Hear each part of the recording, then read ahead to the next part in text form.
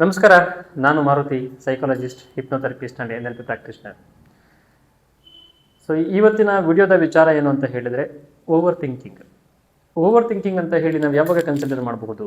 ಒಂದು ಈ ಹಿಂದೆ ಆಗಿರ್ತಕ್ಕಂಥ ಯಾವುದಾದ್ರೂ ಒಂದು ವಿಚಾರದ ಬಗ್ಗೆ ಅತಿಯಾಗಿ ವಿಶ್ಲೇಷಣೆ ಮಾಡ್ತಕ್ಕಂಥದ್ದು, ಅಥವಾ ಯಾವುದೋ ಒಂದು ಘಟನೆ ಅಥವಾ ಇದಕ್ಕೆ ಸಂಬಂಧಪಟ್ಟಂತೆ ಫಲಿತಾಂಶವನ್ನು ನಾವು ನಿರೀಕ್ಷೆ ಮಾಡ್ತಾ ಅತಿ ಹೆಚ್ಚಾಗಿ ಅನಾಲಿಸಿಸ್ ಮಾಡಿ ಒಂದು ಅಹಿತಕರವಾದ ಭಾವನೆಗಳನ್ನು ನಮ್ಮಲ್ಲಿ ನಾವು ಸೃಷ್ಟಿ ಮಾಡಿಕೊಂಡು ಒಂದು ರೀತಿಯಾಗಿ ಮರುಕಪಡ್ತಕ್ಕಂಥ ಒಂದು ವಿಚಾರಕ್ಕೆ ನಾವು ಓವರ್ ಥಿಂಕಿಂಗ್ ಅಂತ ಹೇಳ್ಬೋದಾಗ್ತದೆ.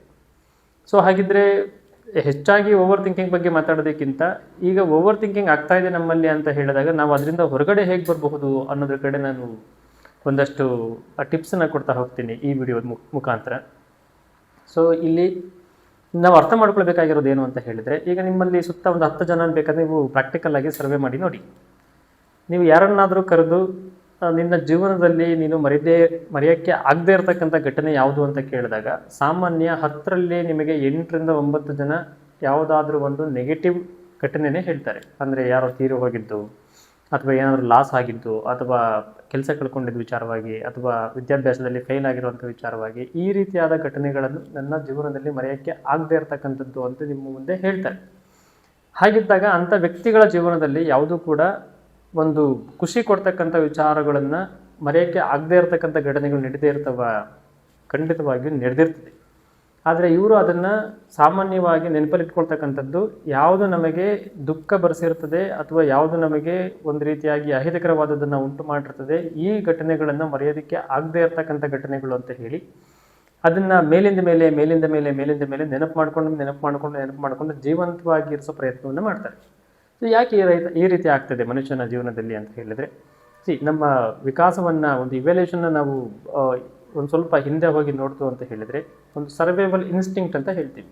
ಅಂದರೆ ಈ ಹಿಂದೆ ನಮ್ಮ ಪೂರ್ವಜರು ಆದಿವಾಸಿಗಳಿಂದ ನಾವು ನೋಡ್ಕೊಂಡು ಬಂತು ಅಂತ ಹೇಳಿದರೆ ನಮ್ಮ ಮೆದುಳು ನಮ್ಮನ್ನು ಹೆಚ್ಚಿನ ಮಟ್ಟದಲ್ಲಿ ಅಲರ್ಟ್ ಆಗಿರೋದಕ್ಕೆ ನಮ್ಮನ್ನು ಪ್ರೇರೇಪಿಸ್ತದೆ. ಅಂದರೆ ಈ ಹಿಂದೆ ಯಾವುದಾದ್ರೂ ಕಾಡಲ್ಲಿ ಜೀವನ ಮಾಡಬೇಕಿತ್ತು ಅಂತ ಹೇಳಿದರೆ ಅದು ನಮ್ಮನ್ನು ಸಂರಕ್ಷಣೆ ಮಾಡೋ ಉದ್ದೇಶದಿಂದ ಹೆಚ್ಚಾಗಿ ಅಲರ್ಟ್ ಮಾಡೋ ಒಂದು ಕೆಲಸವನ್ನು ಮಾಡುತ್ತೆ.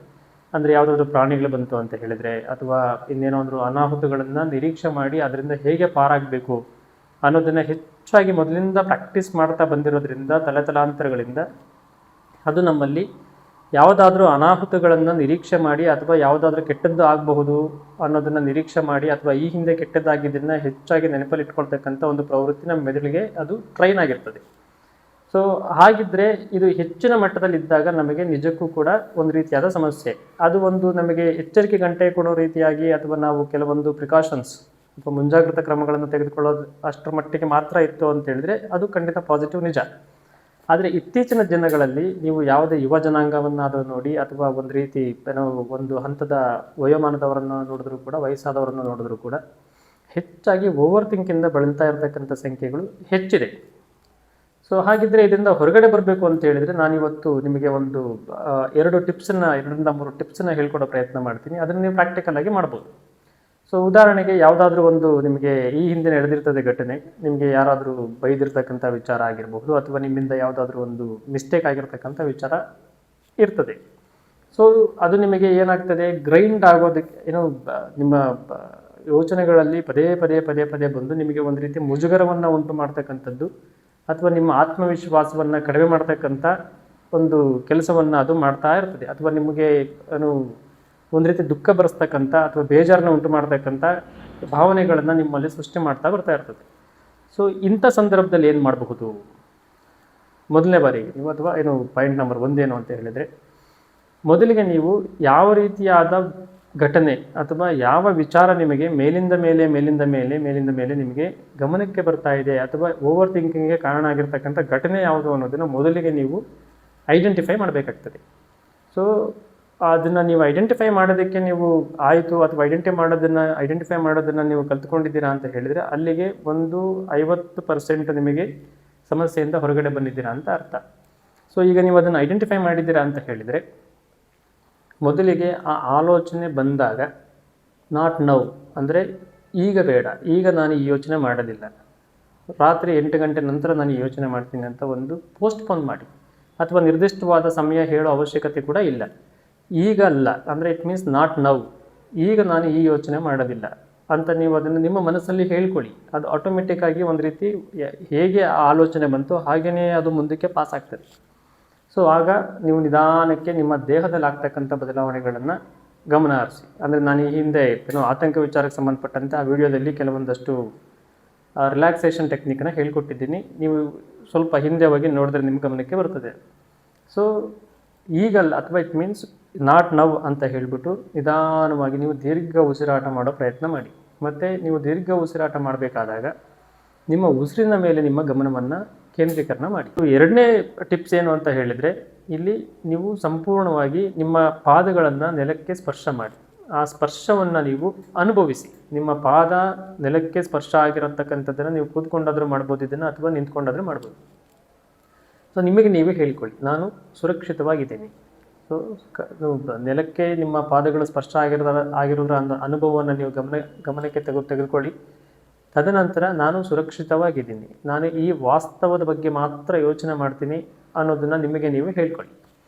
ಸೊ ತದನಂತರ ಅಂದರೆ ಪಾಯಿಂಟ್ ನಂಬರ್ 3 ಏನು ಅಂತ ಹೇಳಿದರೆ, ಯಾವುದೇ ಘಟನೆಗಳು ನಡೆದಾಗ ಅಥವಾ ಯಾವುದೇ ವಿಚಾರಕ್ಕೆ ಸಂಬಂಧಪಟ್ಟಾಗ ಆ ವಿಚಾರ ಅಥವಾ ಘಟನೆ ಹೇಗಿದೆಯೋ ಹಾಗೆ ನೋಡ್ತಕ್ಕಂಥ ಅಥವಾ ಅದನ್ನು ಹೇಗಿದೆಯೋ ಹಾಗೆ ಸ್ವೀಕಾರ ಮಾಡ್ತಕ್ಕಂಥ ಮನೋಭಾವವನ್ನು ನಾವು ಬೆಳೆಸ್ಕೊಳ್ಬೇಕಾಗ್ತದೆ.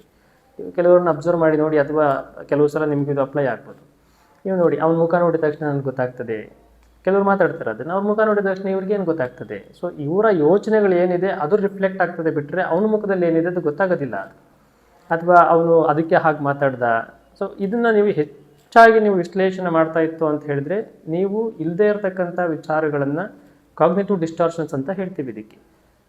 ನೀವೇ ಅದನ್ನು ಹೆಚ್ಚಾಗಿ ಮಸಾಲೆ ಹಾಕ್ಕೊಂಡು ಅದಕ್ಕೆ ಅವ್ರು ಆ ರೀತಿ ಮಾತಾಡಿರ್ಬೋದು, ಅಥವಾ ಇದು ಹೀಗೆ ಆಗ್ತದೆ ನನಗೆ ಗೊತ್ತು, ನನಗೆ ಎಲ್ಲವೂ ಕೂಡ ಇಂಟ್ಯೂಷನ್ ಗೊತ್ತಾಗ್ತದೆ, ಈ ರೀತಿಯಾಗಿ ನೀವು ಯೋಚನೆ ಮಾಡ್ತಾ ಇರ್ತೀನಿ ಅಂತ ಹೇಳಿದರೆ ನಿಮಗೆ ಅದು ಹೆಚ್ಚಾಗಿ ಬಾಧಿಸುತ್ತೆ. ಮತ್ತು ನೀವು ಮಾಡ್ತಕ್ಕಂಥ ಕೆಲಸದ ಮೇಲೆ ಅದು ಏಕಾಗ್ರತೆಯನ್ನು ಕೊಡೋದಕ್ಕೆ ಸಾಧ್ಯ ಮಾಡೋದಿಲ್ಲ. ಸೊ ಹಾಗಾಗಿ ವಿಚಾರಗಳು ಅಥವಾ ಘಟನೆಗಳು ಹೇಗೆ ನಡೆಯುತ್ತೆ ಬದುಕಲ್ಲಿ, ಅದನ್ನು ಹಾಗೆಯೇ ಸ್ವೀಕಾರ ಮಾಡ್ತಕ್ಕಂಥದ್ದು, ಮತ್ತು ಅದಕ್ಕೆ ಯಾವುದೇ ಪೂರ್ವಗ್ರಹಗಳನ್ನು ನಾವು ಅದನ್ನು ಸೇರಿಸಿ ಯೋಚನೆ ಮಾಡದೆ ಅಥವಾ ಹೆಚ್ಚಾಗಿ ಪ್ರತಿಕ್ರಿಯಿಸೋದನ್ನು ನಾವು ಕಡಿಮೆ ಮಾಡ್ತಾ ಇತ್ತು ಅಂತ ಹೇಳಿದರೆ, ಮುಂದೆ ಆಗ್ತಕ್ಕಂಥ ಅನಾಹುತಗಳು ಅಥವಾ ಭಾವನಾತ್ಮಕವಾಗಿ ಆಗ್ತಕ್ಕಂಥ ಆಘಾತಗಳು ಕೂಡ ಕಡಿಮೆ ಆಗ್ತದೆ. ನಮ್ಮ ಪ್ರತಿಕ್ರಿಯೆಗಳು ಕೂಡ ಬೇರೆಯವರಿಗೆ ಪ್ರತಿಕ್ರಿಯಿಸೋದು ಕೂಡ ಹೆಚ್ಚಿನ ಮಟ್ಟದಲ್ಲಿ ನಮಗೆ ಒಂದು ಸ್ಮೂತ್ನೆಸ್ಸು ಕೂಡ ಅದರಲ್ಲಿ ಕಾಣಿಸ್ಕೊಳ್ತದೆ. ಸೊ ಇಷ್ಟನ್ನು ನೀವು ಪ್ರಯತ್ನ ಮಾಡಬಹುದು. ಸೊ ಇದಕ್ಕೆ ಸಂಬಂಧಪಟ್ಟಂತೆ ಅಥವಾ ನಿಮಗೆ ಬೇರೆ ಯಾವ ರೀತಿಯಾದರೂ ಪ್ರಶ್ನೆಗಳಿತ್ತು ಅಂತ ಹೇಳಿದರೆ ನೀವು ಕಮೆಂಟ್ ಬಾಕ್ಸ್ನಲ್ಲಿ ತಿಳಿಸಿದರೆ ನಾನು ಅದಕ್ಕೆ ಉತ್ತರ ಕೊಡೋ ಪ್ರಯತ್ನ ಮಾಡ್ತೀನಿ.